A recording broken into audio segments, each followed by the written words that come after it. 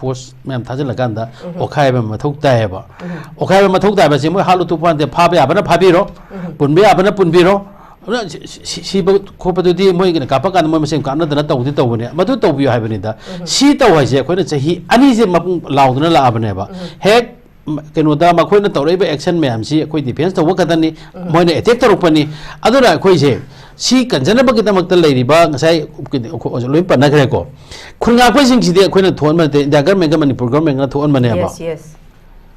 मखोयना तौगदो मथौदो तौबंगमक्तबदगी अखोयना गाक्सबने अखोयना तौजबनेबा अदुना मसी तौबियो तौबंगमदा रिसी करिनोदा ममांगसिदा Assam rifle का तोंगान तोंगान Laiba कुगी India की security फोर्सेसिंग सिगा पुन पुन बंकर सिदा लेमिनरगदी अखोय कमाय तौदना कनो तौदोरिगेबा लेमिनरगदी नोंमै काफल अनोबा सी दुम काफला पना मरम ओरकादनिको कनो तौरिजे हजिसु आई हम्बल अपील गवर्नर दा तौजेगेबा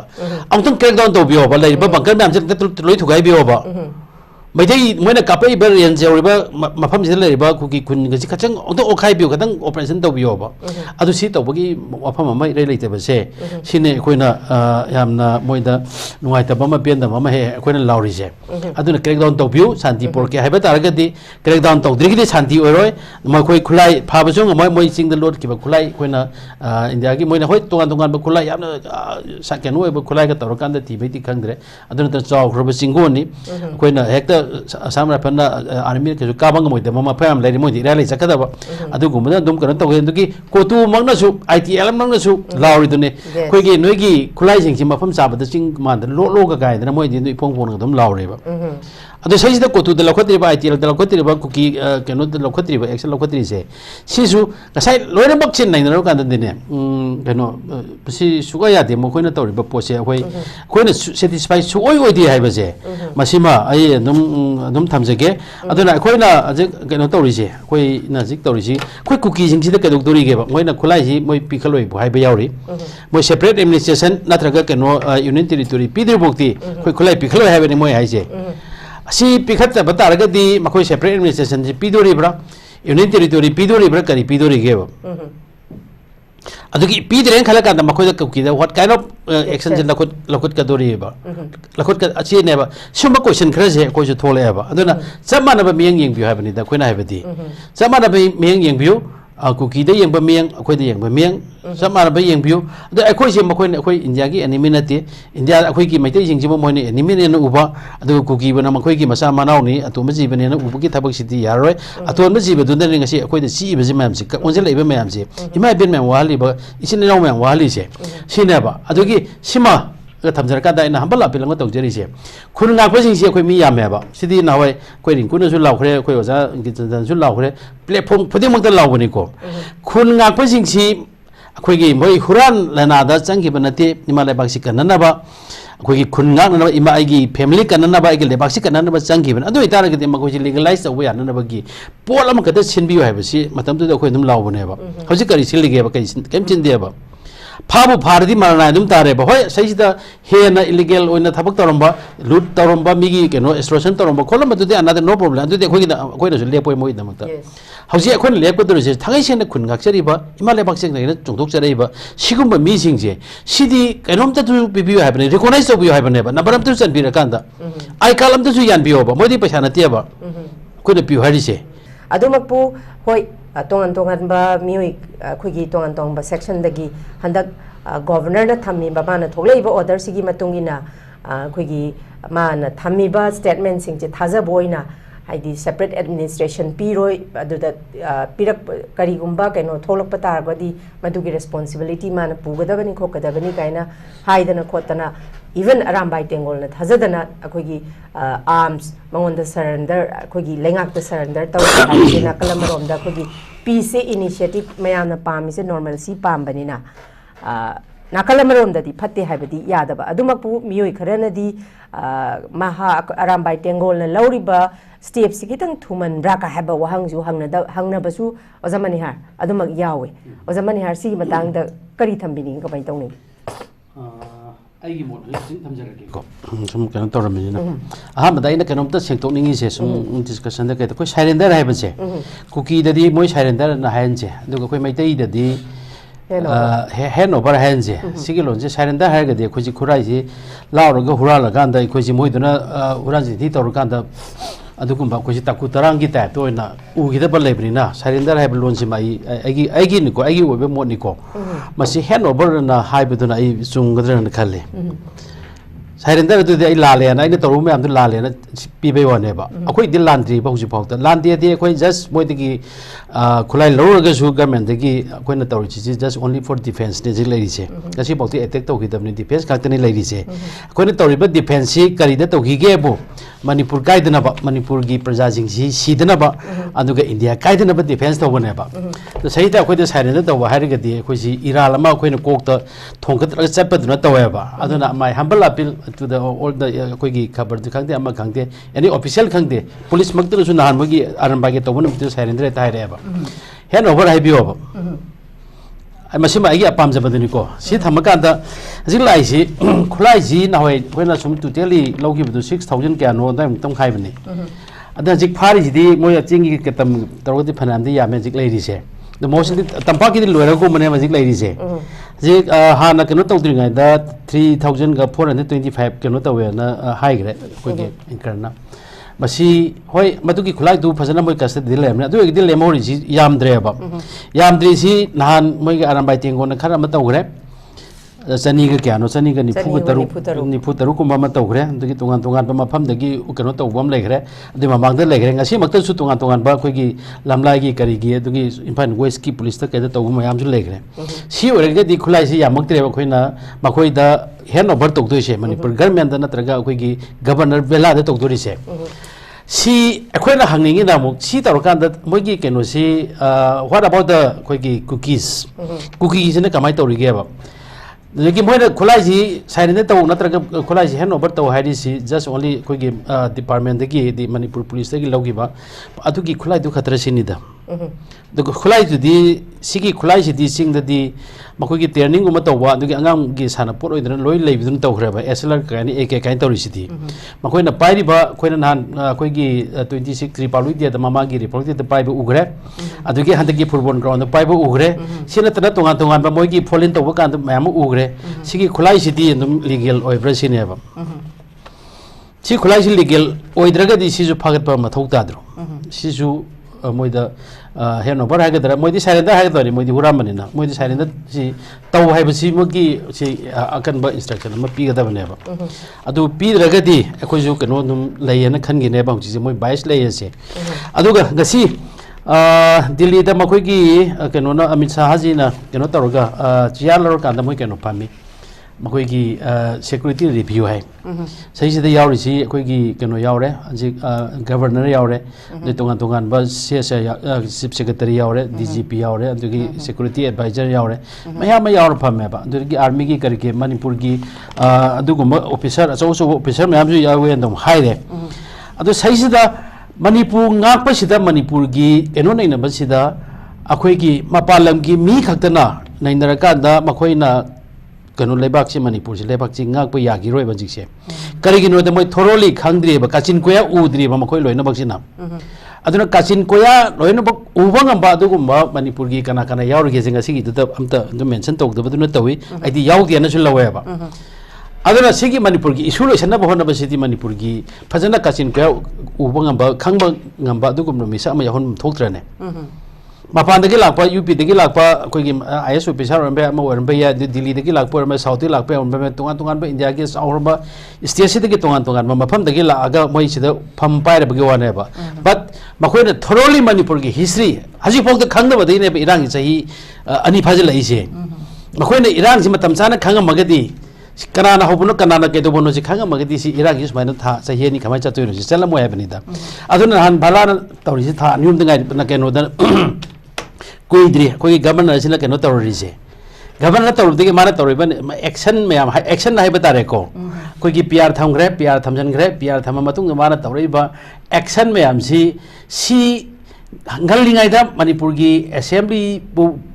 ममाई चुमने न लेरमिबा मणिपुर की गवर्नमेंट सिना मतम तुदा सिगी एक्सरसाइज तौरंगम दिसि करिगिनोबा सिगी एक्सरसाइज तौबंगम द्रिसि आदगी दिल्ली की गवर्नमेंट ऑफ इंडिया ना हाइरकपरा न कोई केम तौनो हाइरकपरा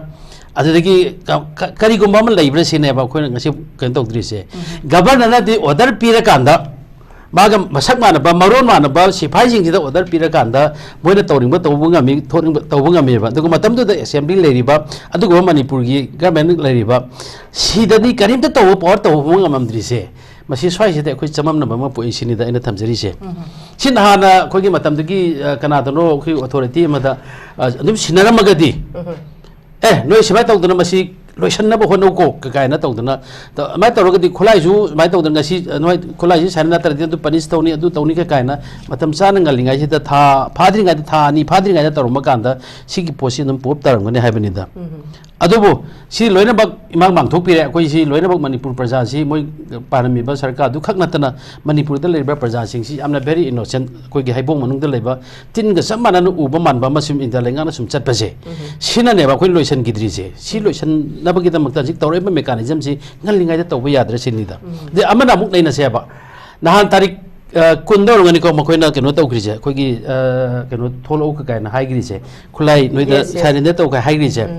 aduga nangaur roi mata gum asara phana nongan baga keno da hana kaksing da hana te khutma ba hawe ba nasagi matam pi numit tare ni ne ba numit tare ni du khakta di yeng ho ba khoi nai jabana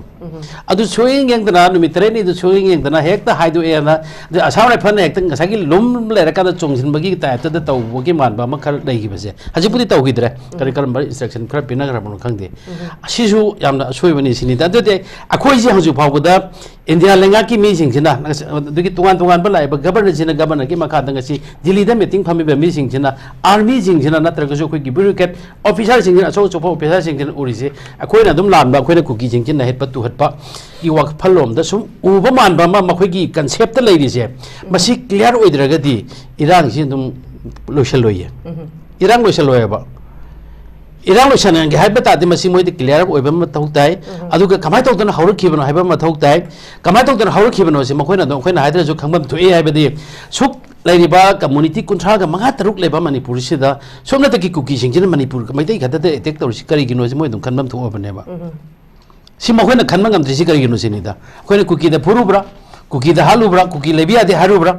si kana goma single akhoi haigi da bane ba mai tem tan haigi de ba adu si haidi khangi aduna kuki singina sida mai te do ozela ga da mai te har kan attack toroi ba pose masi do oiba taraga di kana nala le kana chumi ha ba je sidi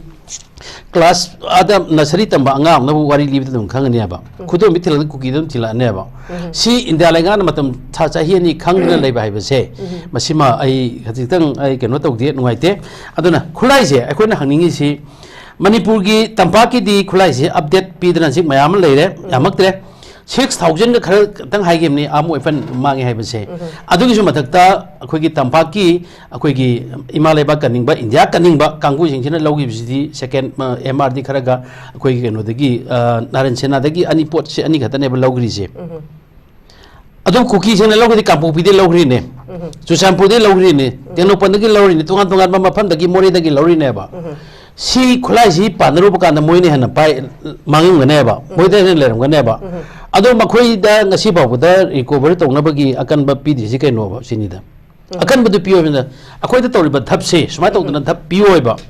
adu ki dap tu pisu pi da na noi khulai pi khala ka khulai pi da dia akhoi ki lo ge ba action long ne si di akhoi da mai onjala ga law be khuma man se masima akhoi ki indala nga ki ai asoi bane na zamani har madak am dang thacha ke zamani har na thambiri ba wafam sina di still akhoi ki PR leira phawba akhoi wangang loi na su thambiram ba warol amagi matungina paliba BJP lengak si da lairiba akhoi ki president rule si bo BJP ki president rule ne ha ba warol am ka thambirami zamani harna haidi still hauji phobo khulai khogi surrender tawbagi matang sida su bias lai habagi mami ne ba khogi zamani harna haibiri se thambiri ba warol sidi aduna ngasai khogi wangong loi amana numit kharani gi mamang da thambirame ba lairiba handak ki taramathoi suba president rules si bong masi BJP gi PR ni haiba warol am kan thambirame ba ko zamani ha ado aina su to atopa da thamjaiye hoi ado ta ga di songni ko aina hajari na ajik moi ki num kano oiri ba mi sing se compact oin re ba 32 ml jai re ba कशु कायदे बमोय होय मनुंग दा नुसिना दा बमोय की मंत्री ओइने बगी लांदुना अमने बको अदु मखोय केमता कायदे अदु मेजॉरिटी ओइद्रे लेयबा ऑनरेबल अखोय की एक्स हाइबा तारे को हजिक्ति मतम खर जिमा कनो तोरबनिना मा दुम मागी केनो लेरियबा मतम दु दा माना आदगे चलुरकान दिल्ली दा कौग्रे नुंगावरम पाइग्रे हलाकान दा कोई इरोयरकान दा हलाकान दा मणिपुर आकान दा कोई रिजाइनेशन सपोर्ट कनो तौबसे कैदोबगी रिजाइनेशन तौरिनो सिनिदा आई करी मरम की रिजाइनेशन तौदुनो आई चप चाब आई कनो आई सपोर्ट मैम लेरीना आई मेजोरिटी ओरिसिदा कदिबगी तौदुनो का काइसे हाइगदबनेबा अदु तोसे यारेबा होय मनुंग दे यानदबनी मा लेरगदी कारेने नम खलसेबा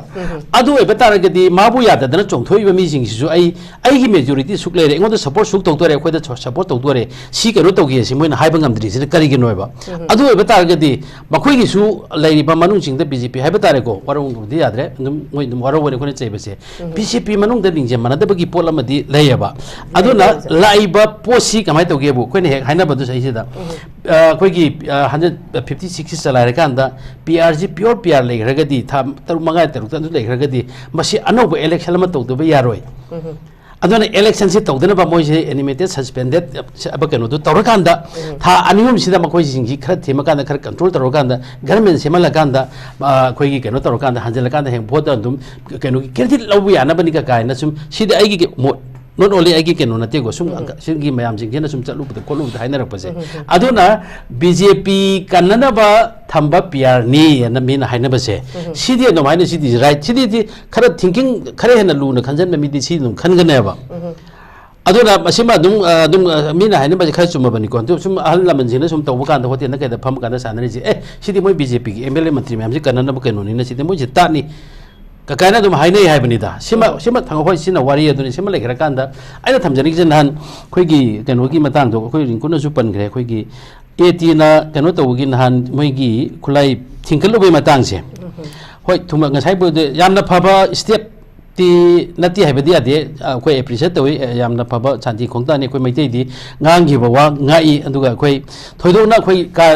keno tawti haibagi keno duneba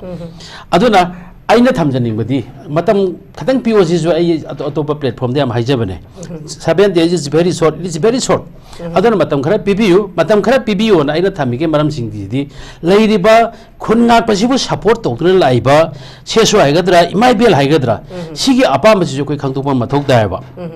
hana makhoi dagi support ni ko koina phangdori jayeng hayeng makhoi imai ben jing khangde ama khangde lekai dugi support phangdragadi aina khunga pasangu bakanda nang kana khunga pasangu gen haiba kanda swaida nungwi ka phamna ka harpa kanda koi khumbam leiroeba aduna masi thokdana bagi namakta ba praja myamna pamisi karinu ka kaise khajikta matam lawar kanda khulai ji di gasagi volunteer duna nataba imai ben nam jing kokthong nar puhala loiraibani da adu sigi kano duma katang tawtia duna katang thumale haibadi nahan tawnagi basi moi tarik kunmanga dra moi changu bodo yes kunmanga da changure kuntaruk tani moi khulai mam tawri do adu akhona pamjabana saisida yamna phajaba yamna thajana ba akhoi ki barbe nataba lingku akhoi ni na ko nang kano tawdo ai soin tawrake kai haijen banataba ko yamna chi oina document oina inagadabane ba pami ban hando makoina taliban han pibra memorandum de yari dusu hana de ki tal abang hatane ba NRC na be yaro union territory pi be yaro border fencing tagodabani adu tagodabani adha tagodabani chu e boy ga tagodabani ka haiba sidi hek namu hawu de genum law la po ne ba adu hada ki tanja sida sigi opportunity law kan da yam chap chaba ma governor na choi tawbiyo sigi point sida ko yanar sena maduda soi oina law magadi yamna phajaram ga dabase haji hayeng de koi haidi hairadi ai hagi de adu de koi sum yana na ba koi chongwari sana bani hagi hardi sigi kan si koi kana kari haing ngam da ge ba akoi di noi irang loi chana ba akoi no yani yana ma tam de haibani hairadi akoi evidence puthokpa ngamoi haibani da aduna evidence oina na ba ngasagi white paper de ni khangde kanom de ni khangde inarakanda akoina pama point jing do makoida GST thaujalam ngada modo ando modi thaubuji hoi thaujalam madi ko manung da koina khangda ba sin mapa thongi aina ujaba kanu duni ko intam jeri se sima thaujalam magadi hena perfect parang modam ni sini da koina tawri se akoi lande akoi peace pa me haibe se ade amana mo लाकदर बाइना थमजनिंग में point सिना piece ना नोमी कामना बा नोमी साने तरो कांदा हेक्ट piece पोरपजी piece ओइरद्रा हाइबगी question जिबो जुन लांजि लोइसलद्रा हाइबो दुने बाइना लाइसे सिदी piece Nomi कामना बा लोइसला कांदा पीस ओइबदुदी यागिरो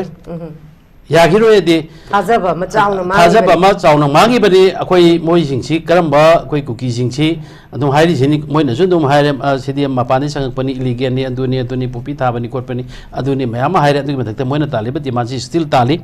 रंग मदुम मोइ कोतुना थोपा अमना थोपदा दुम ताली गवर्नर को उनबक्ता मोइ कोतुना गवर्नर द चेक्सला इदुनि जी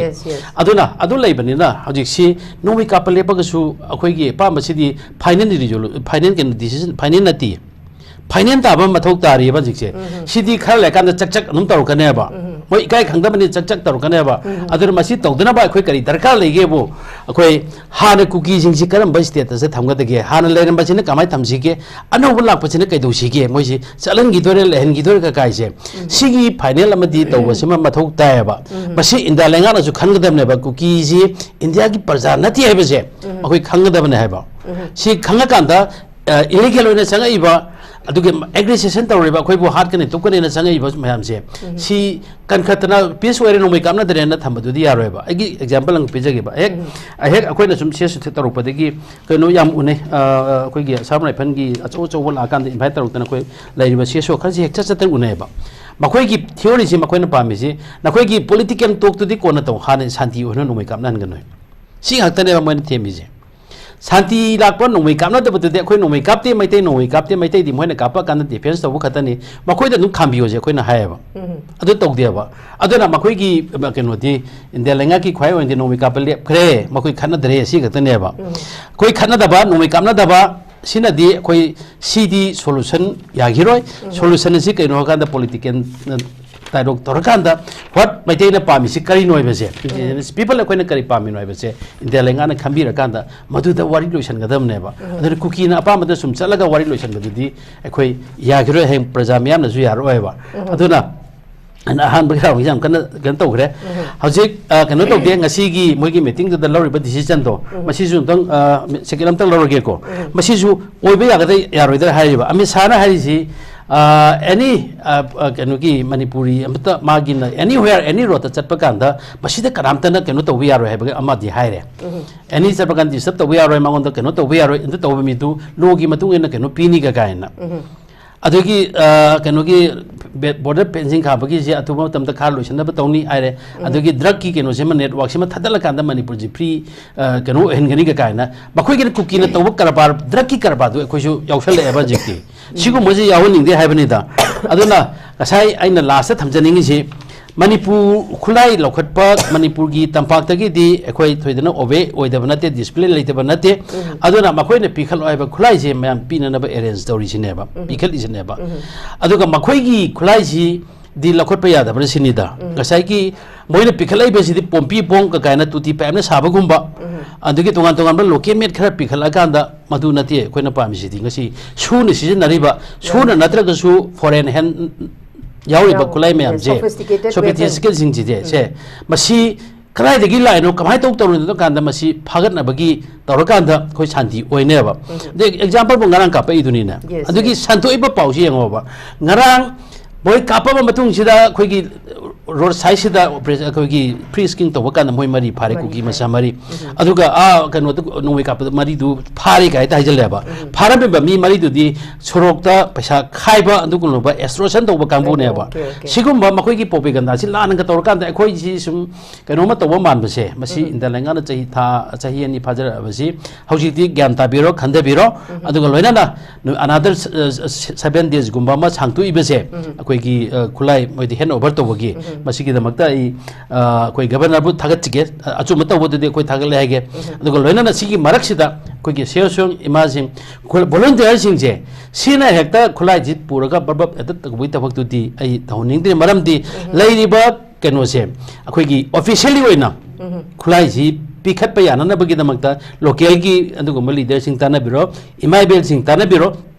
अदुगा लोइना अखोई खुलाई सिंगजे पीबा कांदा रिसीव तौदोरिबा मीदोना अखोई सिगी कैम्बुक सेक्योर पी ओइगदगे दो अदुगी केनो तुम अयाब लौबिर कांदा पीबियो हाइबसिमा आई अपील तौजगे okay thank you very much जमनिहार या मरिक चुंबा वरोल थंबिरी ओजमनिहार अखोई सुगी प्रॉब्लम सिमा याम चाउना लेरे सिसिमा खंगे एविडेंस लेरे फावबा ngसाई याम इकाय हंगोइदना हायरबदा इवन सोशल मीडिया दा ngसाई मोइ मसेन मपाई की रिलेशन लेरब्रा हाइबसी सिसिमसु पुथोकपा याबा वाफम अमनेबा तौरिबा फिबमसिनदी हाबदी everything evidence laina union government na khud thaba ngamdaba habisi something behind the scenario kari gumba khara di laire habisima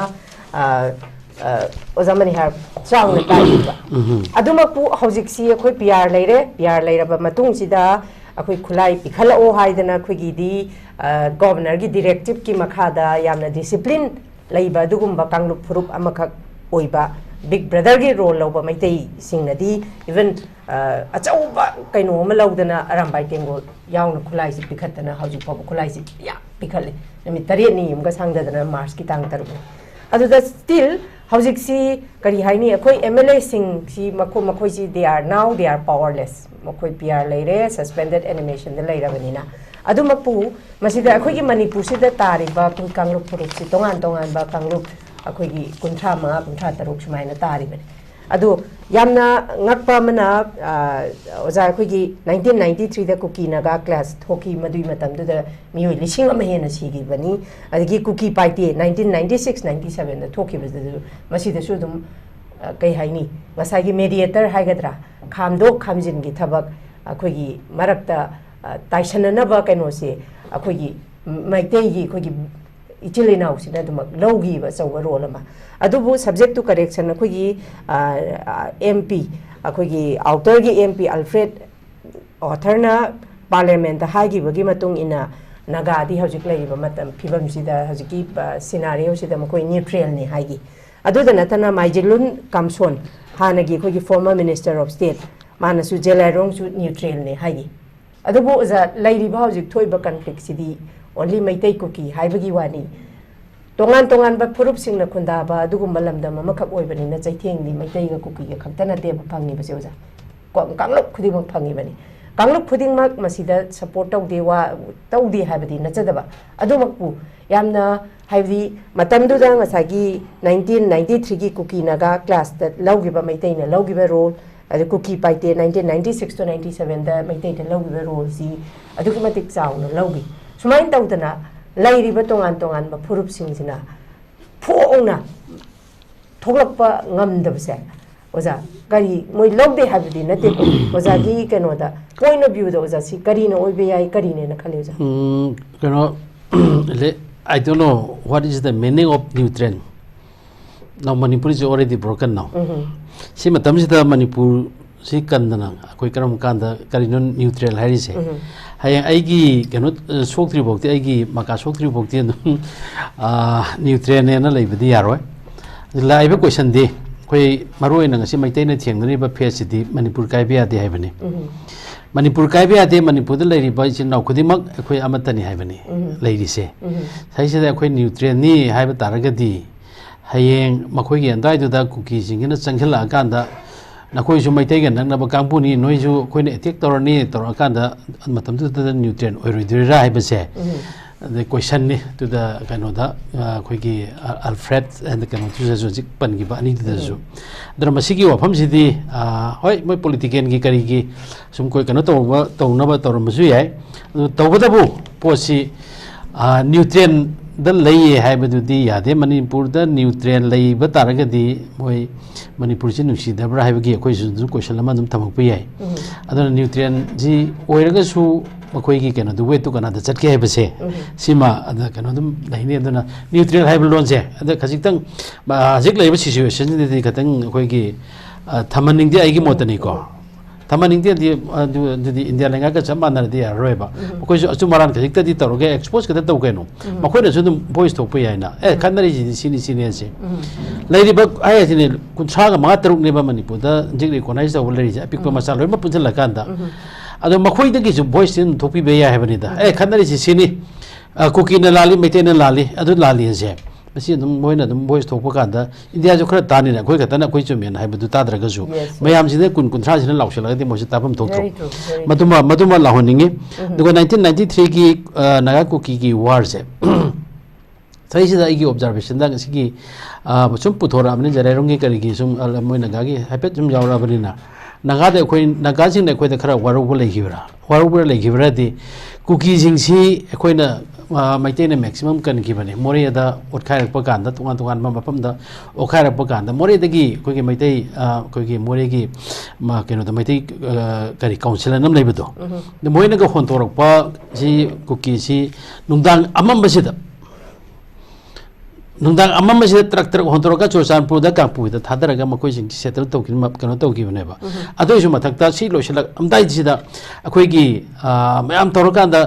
Imphal दगी मोरे वावा अखोई खोंना चलेबा से अखोई मसेम लान तौनरोइसि अखोई लेरिबा चिनाउ हक्तनिना अदमाइ तौदना यामना पीस ओइना पुरकना बहोना गिबने अखोई मैतैसे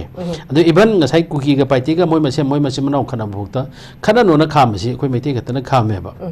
मसे अखोइना मैतैना फलम दब तारगा दि खरा अकन बदु देन तोंगला कांदा असोन बदु लोसलम यायबा अदुगी वाखलोन दो अखोई लेति दुना अखोइना दुम थामैसे आइडिया ऑफ मणिपुर ना अखोइसे लेमिनरिबा फुरुप सिंगसिदे अखोइ नुखि जानना लैजायबगी आइडिया दुमदी नुंगसी फावबदा नखोइ फिल तौरेबको फिल तौरी अदुबो मसिकी फिल तौतोदना मखोइना खै खंगबिदबसे अद मसिमदि खजितंग कनो तौदि अनुवाइते अदुना कोइ तौबयाबा मोइ बते पांगबा याखि एप मतमदुदा नागा सिदा कुकी सिंगिन हेन लाकना मगसु कोइ मैतै सोइदना पामोम तिंगमगनि नागागी मतमदुदा खोइना कुकी गी मिसंग चंगबा यादे कुकी गी ह्युमैनिटी ग्राउंड दा मिसम सिंगसि माने सेरपदुदा मखोइ सिंगसि हे सिहनबा यादे हाइबगी वाखलोन दो मदुदने खोइना तौग्रिसे ह्युमैनिटी ग्राउंड दने कोइ ह्युमैन बीइंग एज ए ह्युमैन बीइंग ओइना अदुदि केनोने खोइना मतिंग पांगबा याबा मोइ मथoi कनबा याबा होय मदुगी हिंगबो हिंजगरगदि मखोइगी मरमदा कैदा चटखिबा याबदा मखोइना चतना तोंगेलकान हाजिता मखोइदा ओंखलकबे वानेबा अदुना मसिमा आइगी मोता आइ गसाई कोइगी अल्फ्रेड कोइगी ऑनरेबल एमपी न हाबिबा ममदो न्यूट्रिएंट हाइबदु कर्म मखन के न्यूट्रिएंट नो हाइबसिमा आई क्वेश्चन अदुम आई थमजगे अदुम सेंगदोकपम जु थुए दुना सेमले गायका ngasai क्वेश्चन द यावगिबा कोइगी मोइ मसेन माबाइगी करिगी अमा पनखिबतो मसेन माबाइ सिगी दि अदुम कोइना हाइदरगा जो नुम खंग लेरमने हायें अदुम लानजिग लोरगा चटखिबा कांदा कोइगी कुकी नुपी मसक खरा फजबा मयामदि अदुम मणिपुरदा अदुम लेरमदबा जुए अदुना हौजिक ngarang numi kapaba matung sida ngasai gi mark range hill range lairiba adugi wakan hill range lai sida more than 40 kuki gi bunker leba masi hena hoi hek u dagi lokthokpi ju hairam neba si lokthokte ba sida lai sida pareng oina asam rai panjing dum leba mapam sida hojik su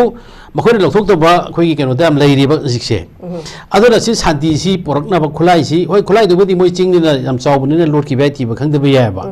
adu hojik se yam tarkal lai se peace por ke haga di koi tampak lam da noi khulai pikhalo noi na logi ba khulai looted koi gi weapon pikhalo ha ba ni ya ro ba hana crack down to ma thau ta ba ku ki jingse मोगी बकर सिंह जिंग सी खर थुगायबा सिजु हयेंग थुगायरगदा थुगायरदा खंगद्रिबा कोइगी mark किसिदा गसी खर थुगायबा ना लंबी the खरम सपामेना the खरम थुगायरे अदुबदी मखोगी केम तोरगा दाइदा सेन गाड़ी the तरक्तगी कैदबगी Sen हुरामगी लेबा कैनोनेबा अदुना हौजिक लुरिबा कैनोदी मोइ कुंथ्रा निफु यांखैगी मथक्ता लेबा बंकर मैम से सोफार सही अनि से मखोइना कैमति यंगजिनदना लेरगा अदाइदा असनाय पंजिना संगल लेरिसिन करिगिनो असनाय पंगा मोइगने पुर लेरिसे लाइक दैट माइ तौदना खोइगी सिगी उरिबो लंबीगी कदांगबन करिगता लेरिबदसु लेरि जिंग लमनाय मक्तसु इबन केनो मक्तसु लेरिबा जिक्से सी क्रैक डाउन तरोकन अंगुम तकथोकपिगोबा शांति ओइनेबा शांति इराइलाइना पोरके हाइबा दारदि अहाबदा कुकी की बंकर जिंगसे लेरिबा खोइना पीरिबा पॉइंट जिंगसे मसी उंता हाना तथोकपिगोंता चलन गोबा सी लेबा कांदा मखोइ खुलाइसु मोय दु तखाइबदा नुवाइ फाजनानि नत्रगा चेरगा लोरखरगा लोकता कैदा तमगितना हाइगलकपा याद्रगदि बा कजनो मै कापोएबा लोक मनुंग दनुम कैगे कापना लैजनेबा अदुना मसीमा एदा गवर्नमेंट हे तौदबसे मसी सिगिदगिसु यामना साउबा अचौबा असोइबा मल आकांदा मखोइना एडवांटेज लौबनेबा अदुना ने साइ आहान बा राउंड थामगिबदो कनो सिंजना हेक कनो लाउथोपगा खुलाई पिखला ओने हेक कनो ना गवर्नर ना ऑर्डर हेक थोपगांदा नोंगाला कांदा सारेपन 46 सारेपन चंगला कांदा कचिंग दो ओलरेडी दोनेबा अदो एबा तारगदे मखोइ फंगजदा चकजागी टाइपता मखोइ ना खलमबा मखोइ मेखाइगे नेखाइगे हाइबगे वाकल नोंदा संगप नुम दाद्रावा अदुना मसी नि लैरिसे अदुना कनो की थबक सिमा यादे मोइ कोइ कनो से हौजिक यामना मतम जुन लेमरो को तुम टेंशन लगे अखोइ दरकार लैरिसे अखोइ खुलाई जिल्ला अखोइ तंपाकी खुलाई जिल्ला खत्रिङा दे मखोइ सिंगी खुलाई जिंग जान क्रैक डाउन तौबा मा मिलिटरी फोर्स मैम थाजलकांदा ओखायबा मथौ तायबा से मोइ हालु तुपान दे फाबे आबना फाबिरो पुनबे आबना पुनबिरो ꯁꯤꯕ ꯈꯣꯠꯄꯗꯨꯗꯤ ꯃꯣꯏꯒꯤꯅ ꯀꯥꯞꯄꯀꯥꯟꯗ ꯃꯣꯏ ꯃꯁꯦꯟ ꯀꯥꯞꯅꯗꯅ ꯇꯧꯗꯤ ꯇꯧꯕꯅꯦ ꯃꯗꯨ ꯇꯧꯕꯤꯌꯨ ꯍꯥꯏꯕꯅꯤꯗ ꯁꯤ ꯇꯧ ꯍꯥꯏꯁꯦ ꯑꯩꯈꯣꯏꯅ ꯆꯍꯤ ꯑꯅꯤꯁꯦ ꯃꯄꯨꯡ ꯂꯥꯎꯗꯨꯅ ꯂꯥꯛꯑꯕꯅꯦꯕ ꯍꯦꯛ ꯀꯩꯅꯣꯗ ꯃꯈꯣꯏꯅ ꯇꯧꯔꯛꯏꯕ ꯑꯦꯛꯁꯟ ꯃꯌꯥꯝꯁꯤ ꯑꯩꯈꯣꯏ ꯗꯤꯐꯦꯟꯁ ꯇꯧꯕ ꯈꯛꯇꯅꯤ ꯃꯣꯏꯅ ꯑꯦꯇꯦꯛ ꯇꯧꯔꯛꯄꯅꯤ ꯑꯗꯨꯅ ꯑꯩꯈꯣꯏꯁꯦ ꯁꯤ ꯀꯟꯖꯅꯕꯒꯤꯗꯃꯛꯇ ꯂꯩꯔꯤꯕ ꯉꯁꯥꯏ ꯂꯣꯏ ꯄꯟꯅꯈ꯭ꯔꯦꯀꯣ ꯈꯨꯟ ꯉꯥꯛꯄꯁꯤꯡꯁꯤꯗꯤ ꯑꯩꯈꯣꯏꯅ ꯊꯣꯛꯍꯟꯕ ꯅꯠꯇꯦ ꯏꯟꯗꯤꯌꯥ ꯒꯔꯃꯦꯟꯒ ꯃꯅꯤꯄꯨꯔ ꯒꯔꯃꯦꯟꯒ ꯊꯣꯛꯍꯟꯕꯅꯦꯕ ꯃꯈꯣꯏꯅ ꯇꯧꯒꯗꯕ ꯃꯊꯧꯗꯨ ꯇꯧꯕ ꯉꯝꯃꯛꯇꯕꯗꯒꯤ ꯑꯩꯈꯣꯏꯅ ꯉꯥꯛꯆꯕꯅꯦ ꯑꯩꯈꯣꯏꯅ ꯇꯧꯖꯕꯅꯦꯕ ꯑꯗꯨꯅ ꯃꯁꯤ ꯇꯧꯕꯤꯌꯨ ꯇꯧꯕ ꯉꯝꯗꯔꯤꯁꯤ ꯀꯩꯒꯤꯅꯣꯗ ꯃꯃꯥꯡꯁꯤꯗ ꯑꯁꯥꯝ ꯔꯥꯏꯐꯜꯒ ꯇꯣꯉꯥꯟ ꯇꯣꯉꯥꯟꯕ ꯂꯥꯛꯏꯕ ꯑꯩꯈꯣꯏꯒꯤ ꯏꯟꯗꯤꯌꯥꯒꯤ ꯁꯦꯀ꯭ꯌꯨꯔꯤꯇꯤ ꯐꯣꯔꯁꯦꯁꯤꯡꯁꯤꯒ ꯄꯨꯟꯅ ꯕꯪꯀꯔꯁꯤꯗ ꯂꯩꯃꯤꯟꯅꯔꯒꯗꯤ ꯑꯩꯈꯣꯏ ꯀꯃꯥꯏꯅ ꯇꯧꯗꯅ ꯀꯩꯅꯣ ꯇꯧꯗꯣꯔꯤꯒꯦꯕ ꯂꯩꯃꯤꯟꯅꯔꯒꯗꯤ ꯅꯣꯡꯃꯩ ꯀꯥꯞꯍꯜꯂꯛꯑꯅꯣꯕ ꯁꯤ ꯑꯗꯨꯝ ꯀꯥꯞꯍꯜꯂꯛꯄꯅ ꯃꯔꯝ ꯑꯣꯏꯔꯀꯥꯟꯗꯅꯤꯀꯣ ꯑꯗꯨꯅ ꯀꯩꯅꯣ ꯇꯧꯔꯤꯁꯦ ꯍꯧꯖꯤꯛꯁꯨ ꯑꯩ ꯍꯝꯕꯜ ꯑꯄꯤꯜ ꯒꯕꯔꯅꯔꯗ ꯇꯧꯖꯒꯦꯕ ꯑꯃꯨꯛꯇꯪ ꯀ꯭ꯔꯦꯛ ꯗꯥꯎꯟ ꯇꯧꯕꯤꯌꯣꯕ ꯂꯩꯔꯤꯕ ꯕꯪꯀꯔ ꯃꯌꯥꯝꯁꯤ ꯂꯣꯏ ꯊꯨꯒꯥꯏꯕꯤꯌꯣꯕ ꯃꯩꯇꯩ ꯃꯣꯏꯅ ꯀꯥꯞꯄꯛꯏꯕ ꯔꯦꯟꯖ ꯌꯧꯔꯤꯕ ꯃꯐꯝꯁꯤꯗ ꯂꯩꯔꯤꯕ ꯑꯩꯈꯣꯏꯒꯤ ꯈꯨꯟꯒꯁꯤ ꯈꯤꯇꯪ ꯑꯃꯨꯛꯇꯪ ꯑꯣꯠꯈꯥꯏꯕꯤꯌꯨ ꯈꯤꯇꯪ ꯑꯣꯄꯔꯦꯁꯟ ꯇꯧꯕꯤꯌꯣꯕ ꯑꯗꯨ ꯁꯤ ꯇꯧꯕꯒꯤ ꯋꯥꯐꯝ ꯑꯃ ꯏꯔꯩ ꯂꯩꯇꯕꯁꯦ ꯁꯤꯅꯦ ꯑꯩꯈꯣꯏꯅ ꯌꯥꯝꯅ ꯃꯣꯏꯗ ꯅꯨꯡꯉꯥꯏꯇꯕ ꯑꯃ ꯄꯦꯟꯗꯕ ꯑꯃ ꯍꯦꯛ ꯑꯩꯈꯣꯏꯅ ꯂꯥꯎꯔꯤꯁꯦ ꯑꯗꯨꯅ ꯀ꯭ꯔꯦꯛ ꯗꯥꯎꯟ ꯇꯧꯕꯤꯌꯨ ꯁꯥꯟꯇꯤ ꯄꯣꯔꯛꯀꯦ ꯍꯥꯏꯕ ꯇꯥꯔꯒꯗꯤ ꯀ꯭ꯔꯦꯛ ꯗꯥꯎꯟ ꯇꯧꯗ꯭ꯔꯤꯒꯤꯗꯤ ꯁꯥꯟꯇꯤ ꯑꯣꯏꯔꯣꯏ ꯃꯈꯣꯏ ꯈꯨꯠꯂꯥꯏ ꯐꯥꯕꯁꯨ ꯉꯝꯃꯣꯏ ꯃꯣꯏ ꯆꯤꯡꯗ ꯂꯣꯠꯈꯤꯕ ꯈꯨꯠꯂꯥꯏ ꯑꯩꯈꯣꯏꯅ ꯏꯟꯗꯤꯌꯥꯒꯤ ꯃꯣꯏꯅ ꯍꯣꯏ ꯇꯣꯉꯥꯟ ꯇꯣꯉꯥꯟꯕ ꯈꯨꯠꯂꯥꯏ ꯌꯥꯝꯅ ꯀꯩꯅꯣ ꯑꯣꯏꯕ ꯈꯨꯠꯂꯥꯏꯒ ꯇꯧꯔꯀꯥꯟꯗ ꯊꯤꯕꯩꯗꯤ ꯈꯪꯗ꯭रे ꯑꯗꯨ ꯅꯠꯇꯅ ꯆꯥꯎꯈ꯭ꯔꯕ ꯆꯤꯡꯒꯣꯟꯅꯤ ꯑꯩꯈꯣꯏꯅ ꯍꯦꯛꯇ ꯑꯁꯥꯝ ꯔꯥꯏꯐꯜꯅ आर्मी के काब मफम लेर Modi इराली चकदब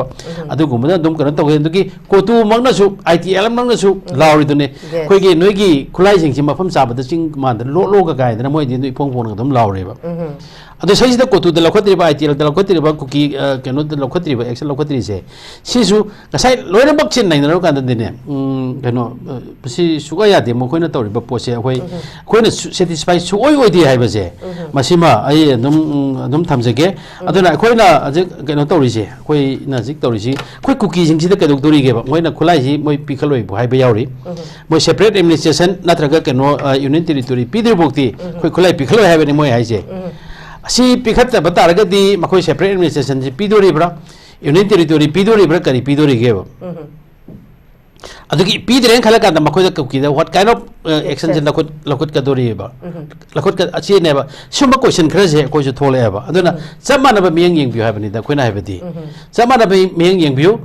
kuki da yeng ba miyang akoi da yeng ba miyang samana ba yeng biu da akoi je makoi ne akoi india gi enemy nate india akoi ki maitai jing ji mo ne enemy ne uba adu kuki bana makoi ki masa manau ni atom ji bane na ubu ki thabak sidi yaroi atom ji be dun ne ngasi akoi da si be ji mayam si onjel ibe mayam si imai ben mayam wali ba isin naw mayam wali se sine ba adu gi sima थमजर का humble appeal तौजरी से खुन गापी अखोई मी यामेब सिदी नावे अखोई रिंकुनसु लाउखरे अखोई ओजा गिजनसु लाउखरे platform खुदिमक लाउबनिको खुन गापी अखोई मोई हुरान लनादा चंगिब नते इमा लेबाक्सी कननबा अखोई खुन गाननबा इमा आइगी फैमिली कननबा आइगी लेबाक्सी कननबा चंगिबन अदु इतारगदि मखोई लीगलाइज तौबा याननबगी पोल अम कदा सिनबियो हाइबसी मतमदु अखोई दुम लाउबनेबा हौजि करि सिलिगेबा कैम चिंदेबा फाबु फारदी मारना दुम तारेबा होय सहीदा हेना इलीगल ओइना थबक तौरंबा लूट तौरंबा मिगी केनो एक्सट्रैक्शन तौरंबा खोलम अदुदि अनदर नो प्रॉब्लम अदुदि अखोइना सु लेपोय मोइ दमकता हौजि अखोइना लेपदुरसे थांगाई सेना खुन गाक्चरीबा इमा लेबाक्से नैना चोंथोक चरैबा सिगुम्बा मीसिंगसे सिदी कैनोमता तु बिबियो हाइबने रिकॉग्नाइज तौबियो हाइबनेबा नंबर अम तु चनबिरा कांदा आई कॉलम तु यानबियोबा मोदि पैसा नतेबा अखोइना पियो हारिसे सिगे लाइक दैट अखोइगे ओजा पेमानदने हाय सिमा मा छत्तीसगढ़ दो ओजा सेमगी हाय छत्तीसगढ़ मोगी छत्तीसगढ़ कहोगी सलू कहो करी सलू कहो तौबसे सी अहमने सेमगीबसे हैरोकी हैरोकी थाम चोंग सीबदो मोई कना कनानो नोई सोयदन कापनेब कापनदेब तौन सीबद मोई मंगा तरुक निफिम चाव करो सीबदुदा अदुगा हैरोक्सी nganganaba BBF हाइबो रबाने मतमदो सेंग्रिदो BBF सेमेबा BBF तगे ओंथो कांदा BDF ने ओंथो रइसे सिसु मु मतमदुगे गवर्नमेंट ना सेन दाना बरोम दन ओंथो करे सिसु BDF ना पैसा लरो सेन अदो हाफ करे अजिपुदी पैसा फंगनगरे कारे सिसु अदुना सुमाने तौदना अखोई पैसा मक पिद्रगसु ऑर्डिनेंस कनोम तौबिरकान रिकॉग्नाइज तौबिरकान मखोइसिंगसिदी हेरो ओइना मोइदा अखोइना ऑनर तौबिगदबनेबा ए इंडिया काइबे यादेना चोंथोरइबा इमा लेबा काइबे यादेना चोंथोरइबा अदुदगी मसा मसु मसिन मनाव मागी नुपी अंगांग कायबे यारोइन सोंथोरेबा सिगुम्बा सिंगसे मसीदा अखोइना टेररिस्ट ओइना सुम इंडिया लेंगान उबजे मसी ओबिगनो अदुगी महत मखोइदे पिबाबा इनिशिएटिव पिबियु तोंगान तोंगान मखोइदे ओनर अमदा पिबियु पि मतियम दजु जानबियोबा अदु अरगदि मिसिंग थौना जु हलोय अदुगी सु मतकता हेना मसिना सौनिंगबा यावदना हेना खुलाई हि थादो यादबा मिसु दुम थोला कांदा हे खुलाई लाउनि संगुबदा कापथोकनरतना दुम सिनबजु यायबा अदुना सिगी केनोसि गवर्नमेंट फजने हैंडल तौबियो आई हम्बल अपील लास्ट ओइना तौजरीजे खुरंगाइबा कोई एटी खंगे तोंगान तोंगान खुनगाप मैम लेरी होय अतईदुना अतई ओजगरे मसईसिदा इंडिया लेंगाना नत्रगसु मणिपुर लेंगाना मखोइदा ओनर पीनबगदमक्ता मखोइ नंबर अमा चंबिरकांदा नंबर ऑफ खुनगाप अदुगी मखोइदा सर्टिफिकेट अमतसु पिबियु खुदे यमतसु यानबियु अदुगा आई कार्ड अमतसु पिबियु बा हें कोना रेकॉर्ड लेहुनबा अदु एबा तारगदि मखोइसि हें अखोइना नागे तौरि दु केनो नतियन हाकनेबा हजिकति मखोइना हाजन बाने फार कांदा फादरगसु हें ए नोइना अदु तौखि अदा तौखि अकुकी सुखसिगी नोइ कनो पालनी का कायना पालतना एनाइ का पांदना दुम लोइ मग दोसा तागिबसु यायबा सि तादनबगदमक्ता अखोइ अखोइना फाइनेंसी लोइसनरपगदा अफबा अखोइगी सोल्यूशन अमा पोरके हाइबा तारगदि नसाइ सोल्यूशन आइसे नसाइ आइगिदि मांग थमजगरदुनिको नोमि कापनबा लेपा गांगतन अखोइ सोल्यूशन ओइबे यागिरोय तंगदाबा मा यस यस टेम्पोररी जे पामदे फाइनेंस अखोइना जे पामिसे सिमा तंबिरो अदुगा लेबाक के नमग थवाइ कट करबसिंग अदुगा लेबाक के नमग थवाइ कट के ने चोंथोरइबा अखोइगी इसिन नाउ इसा नाउ मयामसे सि मखोइसि लोगी ओइबा मियंगदा फतन उबनतब अफब लंबीद उब याननबगीदमक्ता अखोइगी मियामना लेबाक मियामना इंडिया की पीपल सिंजना अखोइगी असिगुम लोकल वॉलंटियरी सिंगसे मतौ तमनबगीदमक्ता अखोइद मोइद ऑनर अम पीबी हाइबसे मसिमा आई थमजगे okay thank you very much थागत चरी ओजा याम नमरिक चुंबा वारोलनी लुशिलक